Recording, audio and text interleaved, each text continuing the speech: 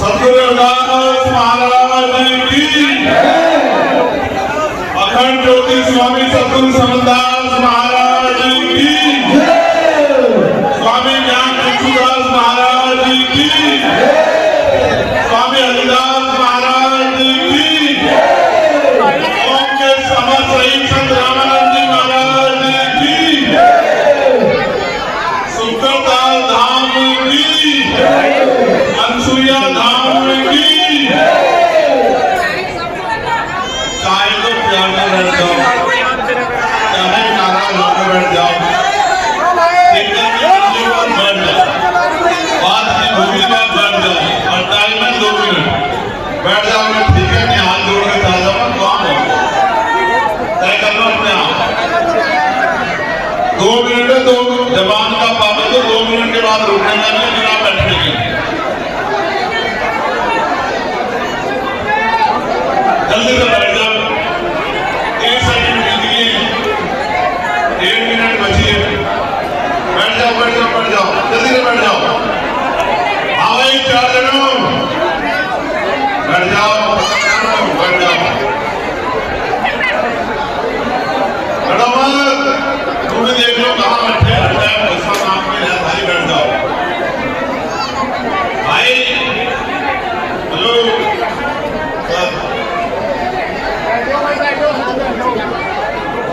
आज के महान सत्संग में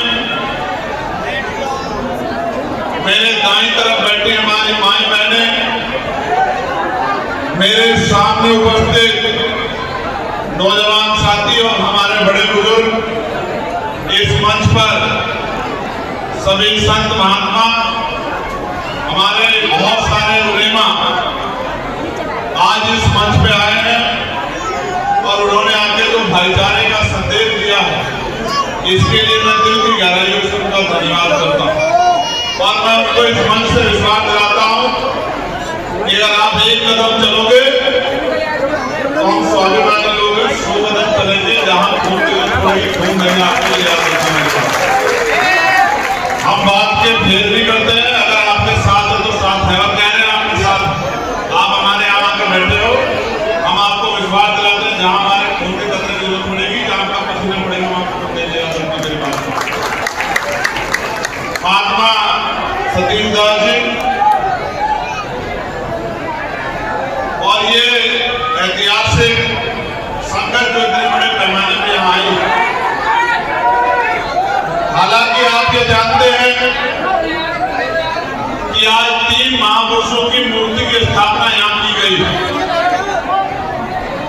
एक स्वामी हरिदास जी की है, जो लगभग 70 साल पहले यहाँ आए, जिनकी वजह से इस शुक्रतार को एक मजबूत पहचान मिली। दूसरी कौम के अमर शहीद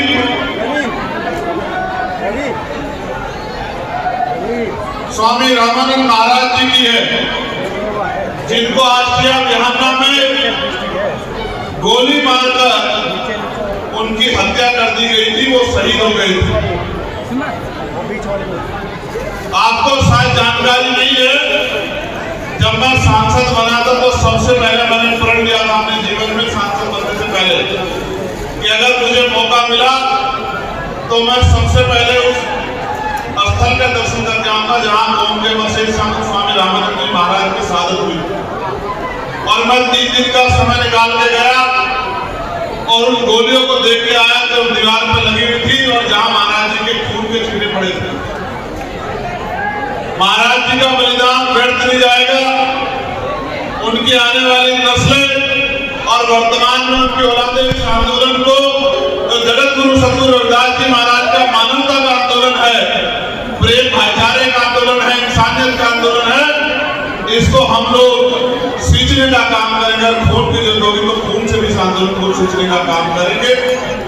और शहादत देनी पड़ती है, मांगने से भीख मिलती है, अधिकार छीनने पड़ते, शहादत देनी पड़ती है, क्रांतियों में बलिदान होते हैं, तो उनका बलिदान व्यर्थ नहीं गया। आज वो हमारे दिलों में जिंदा है और वो हमेशा हमारे दिलों में जिंदा रहे। और तीसरी जो स्टैचू है, मूर्ति है, वो अखंड ज्योति स्वामी समनदास जी महाराज की है, जो मैं तो उनको यही कह सकता हूं कि उनका आशीर्वाद, उनका हाथ हमेशा मेरे सर में रहा। और आज हम लोग जो कुछ भी हैं वो अपने संतों, गुरुओं और महापुरुषों के आशीर्वाद की वजह से है। इसके लिए मैं सभी संतों गुरुओं का भी बहुत बहुत धन्यवाद करता हूं। भाई, सत्संग की बहुत सारी बातें आपको महात्मा जी बताएंगे। इनका काम है समाज में फैली बुराइयों को हटाना और सच्ची बातें आपको बताना, सही रास्ते पे आपको लेके चलना। और हम भी इनके साथ साथ कंधे से कंधा मिला के इस काम को आगे बढ़ा रहे हैं। हालांकि मैं सत्संग में तो आया हूं, लेकिन महात्मा सतीशदास जी के घर में एक बहुत बड़ा दुख अभी हुआ था। उनकी माता जी जो हम सबको छोड़ के चली गई है, मैं उसमें नहीं पहुंच पाया, इसके लिए मैं क्षमा प्रार्थी हूं, क्योंकि आप जानते हो कि मेरे कंधों पे जिम्मेदारी है। और अगर जिम्मेदारी ना होती तो मैं आपके बराबर में खड़ा होता, ऐसी कठिन घड़ी में आपका हाथ नहीं छोड़ता, आपके कंधे से कंधे को मजबूत करता, आपको एहसास दिलाता कि आपके साथ। और आज भी आपके साथ खड़ा हूं, हमेशा आपके साथ खड़ा हूं। मगर दो तीन बातें आपसे कहनी है। आप बहुत प्यार करते हो और वो प्यार हर चीज में दिखता है। जब मैं आपसे बैठने के लिए कहता हूं तो कुछ गैर जिम्मेदार बच्चों को छोड़ के सभी लोग बैठ जाते हैं, मेरी एक आवाज में बैठ जाते हैं, मेरी बात का मान रखते हैं। मैं इसके लिए बहुत आभारी हूं। लेकिन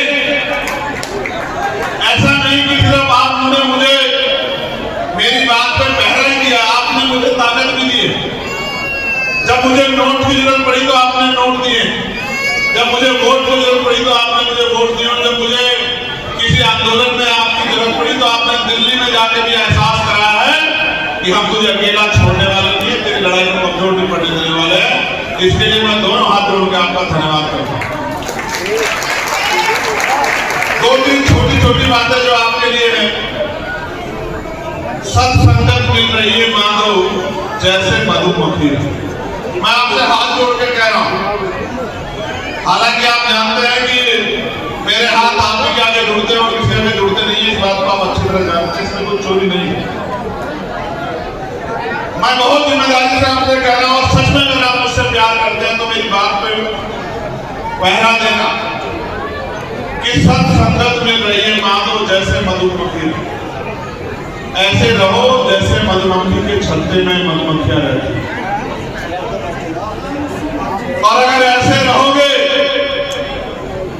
एक के ऊपर अगर अन्याय होगा सारे खड़े हो जाओगे, तो अन्याय करने वालों के टांगे कांप जाएंगे। मेरी बात को आप याद रखना। और अगर इकट्ठे नहीं रहोगे तो अकेले अकेले, बचपन में एक कहानी सुनाई जाती थी स्कूल में कि एक लकड़ी को तोड़ना आसान है, दो लकड़ी को तोड़ना आसान, लेकिन लकड़ी के गट्ठर को नहीं तोड़ा जा सकता है। ये लोकतंत्र है, आपके शरों की कीमत है। एकजुट रहो, एक एक ईंट पे लड़ते हो। ये भी कहते हो कि जो कुछ दिया महाराज जी का दिया हुआ, ये भी कहते हो कुछ लेके नहीं जाना है, और एक एक ईंट पे लड़ते हो, अपने भाइयों से एक जमीन पे लड़ते हो। मैं आपसे कह रहा हूं, अभी आप राजकाज से दूर हो। जिस दिन राजकाज आएगा उस दिन तो आपकी आंख से आंसू नहीं टपकने दूंगा। इस बात का मैं आपको भरोसा दिलाता हूं, इस बात को हम याद रखते हैं। लेकिन अभी आपसे कह रहा हूं, लड़ो मत आपस में, छोटी छोटी चीजों में लड़ो मत, एकजुट रहो, दिल बड़ा रखो, माफ करना सीखो, अपने भाइयों की गलती को नजरअंदाज करना सीखो। हर लड़ाई का फैसले से होता है, और आज मजबूरी में छोटी छोटी लड़ाइयां करके थाने कचहरियों के चक्कर काटने पड़ते हैं। लाखों रुपए आपके और आपके भाइयों खर्च होते हैं। मैं आपको बहुत जिम्मेदारी से कह रहा हूं, आपका भाई होने के नाते लड़ो मत, गम खाओ, सहन शक्ति रखो, आपस में मत लड़ो। और जब कभी ऐसी जरूरत पड़ जाए कि कभी किसी दुश्मन से लड़ना पड़े तो ऐसा लड़ो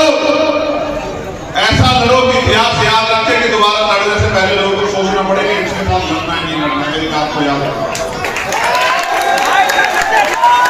आपस में मत लड़ो, मानव एक समान है, आपस में मत लड़ो। और अगर कहीं गर्दन फंस जाए, ऐसी स्थिति बन जाए कि लड़ना पड़े,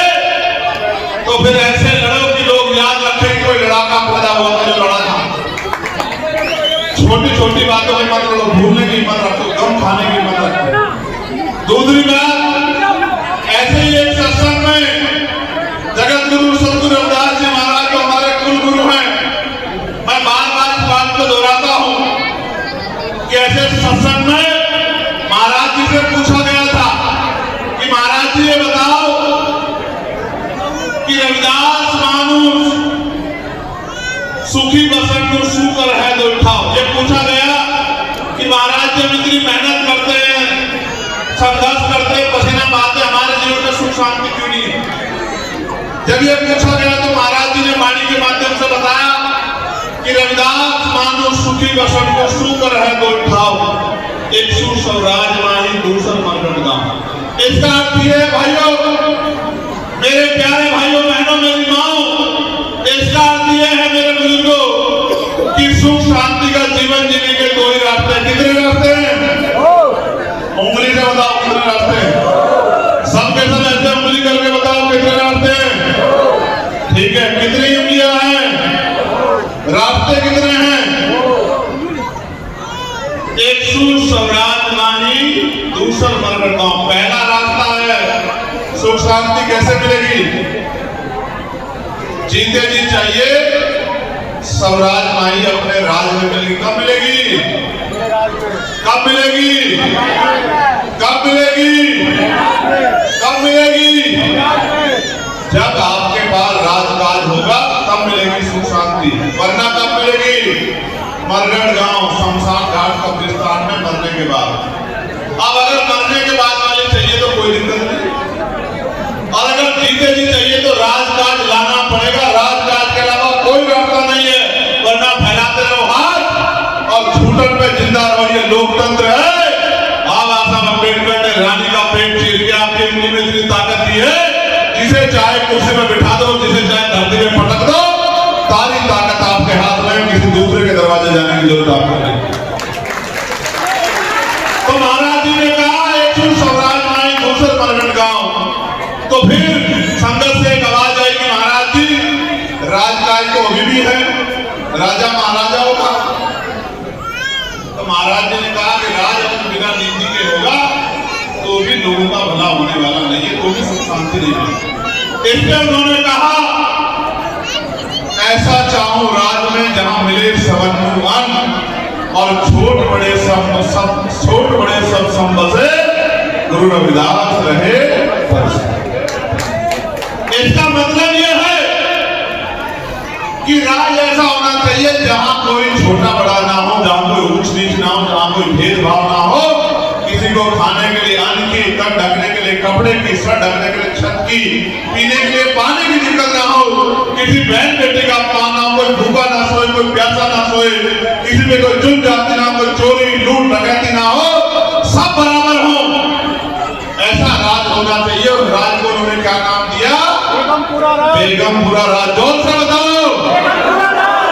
सतगुरु रविदास जी महाराज के बच्चों, जोर से बताओ कौन सा राज? उधर माओ बहनों की तरफ से आवाज आनी चाहिए, बेगमपुरा राज। कौन सा राज?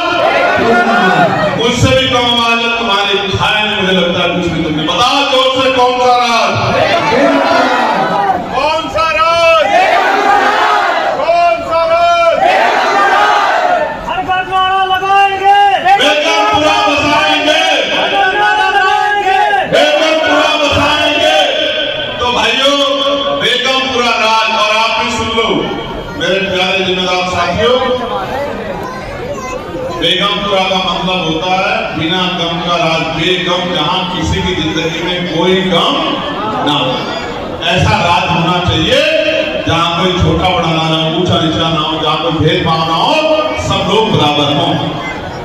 इस्लाम में भी यही बात कही गई है आपके यहाँ कि कोई छोटा बड़ा नहीं होगा, सब लोग बराबर। तो बेगमपुरा राज, आप ये बताओ बेगमपुरा राज लाएगा कौन? कौन लाएगा बेगमपुरा राज? जो बेगमपुरा राज के विचार के समर्थन करते हैं, मानने वाले लोग, वही तो लाएंगे ना। भाई मुझे प्यार कौन करेगा? जो मुझे चाहता है वही करेगा ना, वरना गोली मारने वाले लोग भी है या नहीं है, जेल भेजने वाले लोग भी है, हड्डियां तोड़ने वाले लोग भी है, तो मेरे लिए कौन खड़ा होगा बताओ?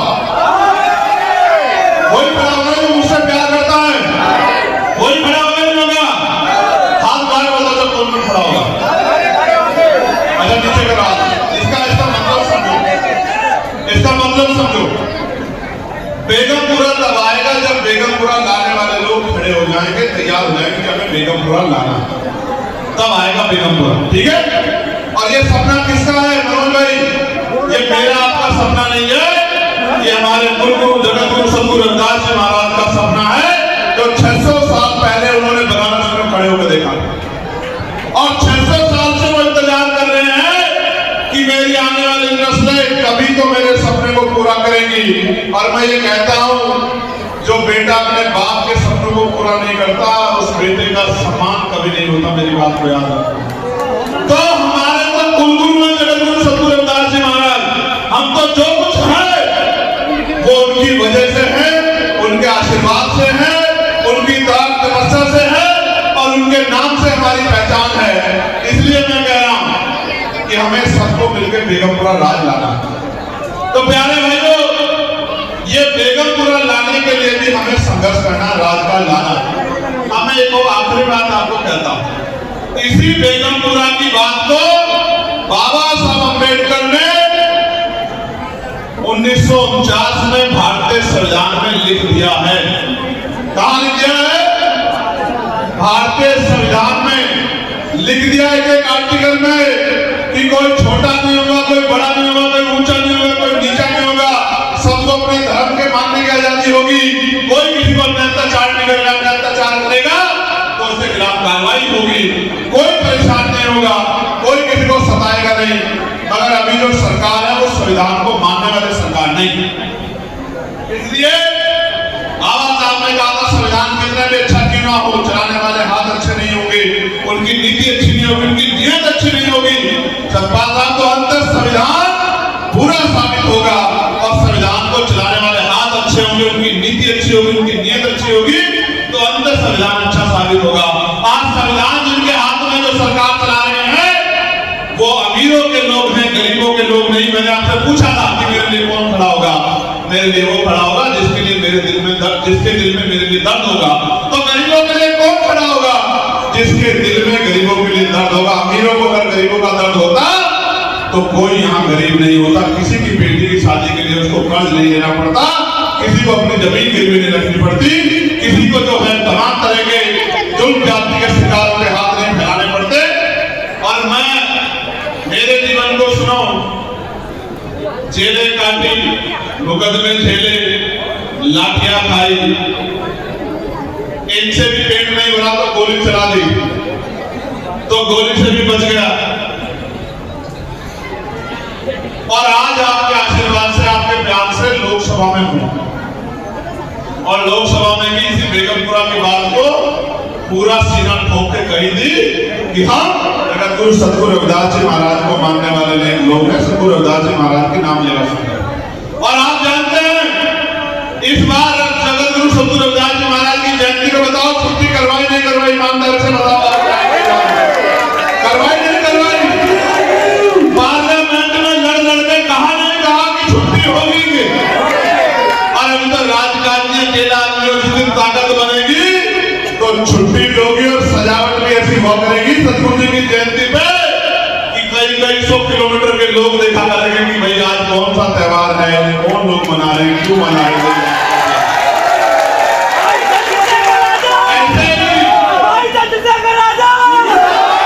महाराज समनदास जी महाराज जी की जयंती वैसे ही बाबा साहब अम्बेडकर की जयंती पर आपको अपने दर पे खड़े होंगे।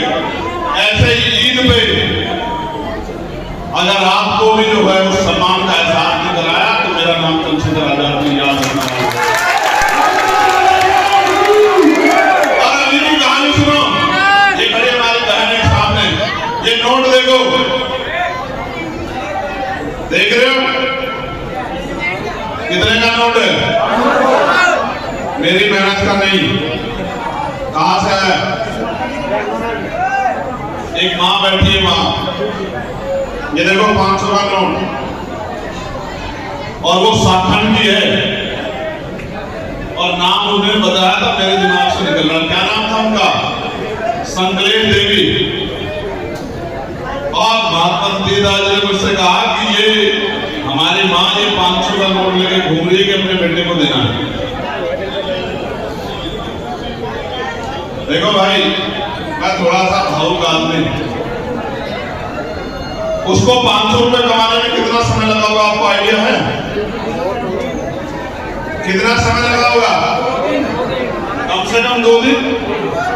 और कितना पसीना बहा होगा उसने?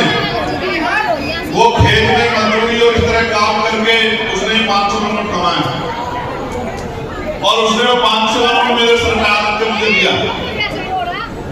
आप समझते हो उसके मेरे जीवन में इस 500 नोट की क्या कीमत है?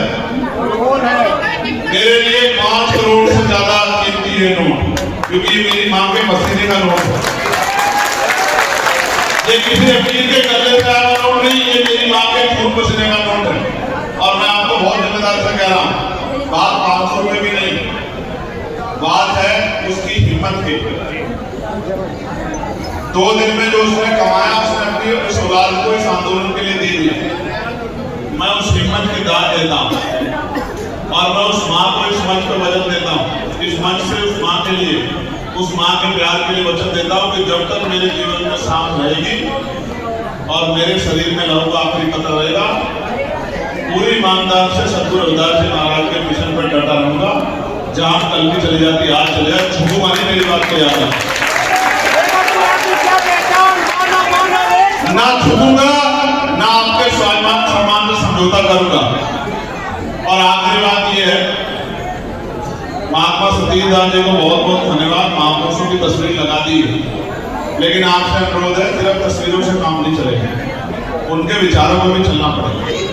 आज जितने नौजवान यहाँ खड़े हैं, महात्मा महाराज की बात मेरी मानेंगे नहीं, मैं आपको सच बता रहा हूँ, इस बात को नहीं मानेंगे, सारी बात मान जाएंगे, लेकिन अपनी तरफ से कोशिश करने में क्या करें। तो मेरा आपसे आग्रह, जितने लोग मेरे साथ आए, बाकी तो आपको तय करना है, नशा छोड़ दो, शराब बीड़ी गुटखा तंबाकू छोड़ दो, छोड़ दो, इसी में भलाई है हमारी। शराब बीड़ी तंबाकू नशा गुटखा जो भी आप करते हो, इस बुराई को छोड़ दो। ये पैसा भी लेती है, जान भी लेती है, इस ऐप को छोड़ दो। हमारे लोगों की नसों में घुस गया ये, जिस गांव में जाओगे सब जगह मिलेगा ये आपको। मैं चंद्रशेखर आजाद बहुत जिम्मेदारी से कह रहा हूँ, गुरु घर पे खड़े होकर, हम सतगुरु रविदास जी महाराज के नाम लेवा संगत है। अगर हमने समाज में उदाहरण पेश नहीं किया कि हम वचन के पक्के, तो कोई दोबारा कर नहीं पाएगा, मेरी बात को याद रखना। तो बुराइयों को छोड़ो, अच्छाइयों को रहना, ठीक है? अब इसमें हिम्मत नहीं उठा पा रहे हाथ हो करने की, बताओ कितने लोग हैं जो छोड़ेंगे?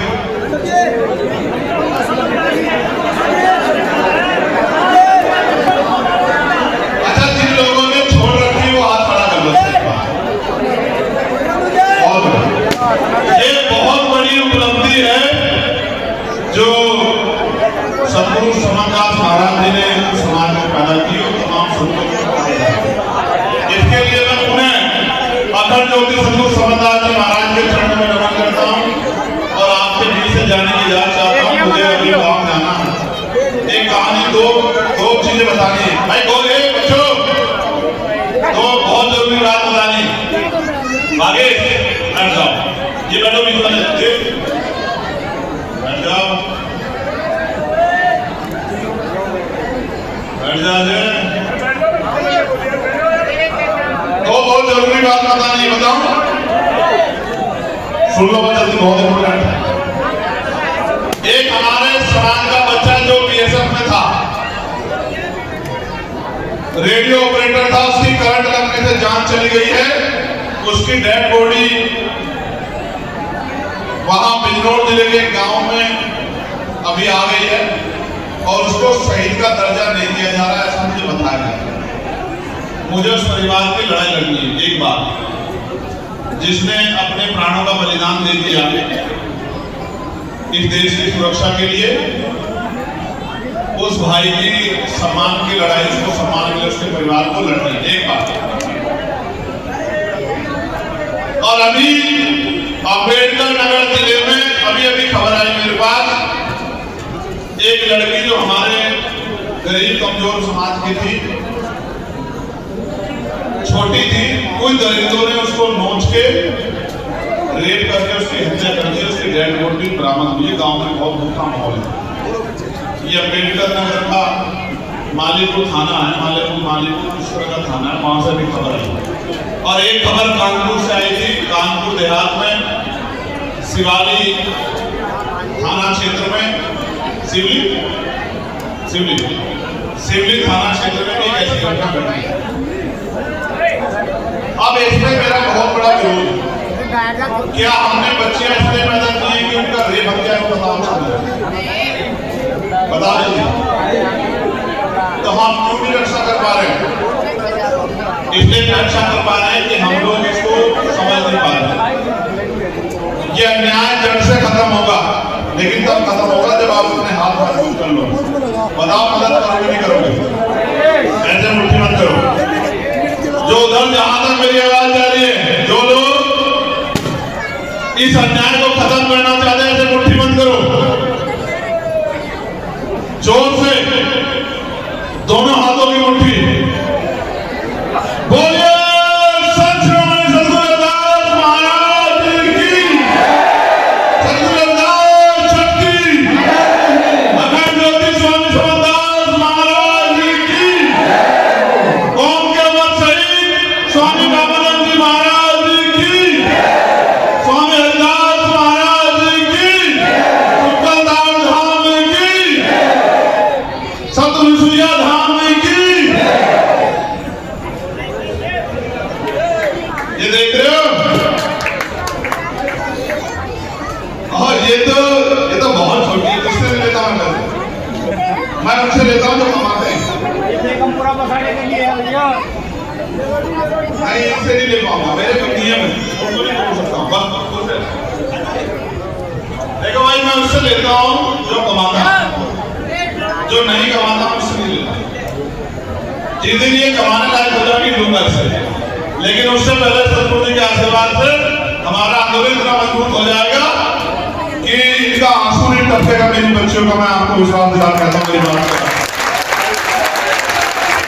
मैं आपसे जानने की जान चाहता हूँ और आप सबका धन्यवाद। एक बार दोनों हाथ उठा के मुझे आशीर्वाद दे दो, फिर मैं जाऊंगा।